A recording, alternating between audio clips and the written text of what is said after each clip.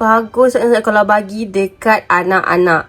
Kalau anak-anak dapat buku ni, percayalah, diorang takkan takut dah dengan subjek sains dengan matematik. Anak yang tahun 1 sampai tahun 6 boleh try baca buku ni sebagai tambahan. Kita bagi buku versi komik macam ni. Dan setiap muka surat ni adalah handmade. Dibuat handmade sendiri. Selain dari buku latihan biasa, bagi buku ni sebagai tambahan. Garanti lulus. Tambah masa cuti sekolah ni, kok anak tak dapat buat latihan ke, sekurang-kurangnya dengan membaca komik-komik macam ni, buat diorang akan refresh diorang punya memory. Pelajaran kat sekolah makin mencabar. Sekurang-kurangnya kita bagi macam ni, buku macam ni, barulah senang nak masuk otak diorang. InsyaAllah anak-anak korang mesti akan seronok punya baca ni. Ramai tau parents yang beli sebab makin lama makin mencabar. Tapi tak apalah, kita parents sediakan yang terbaik untuk anak-anak, okay? Check out sekarang.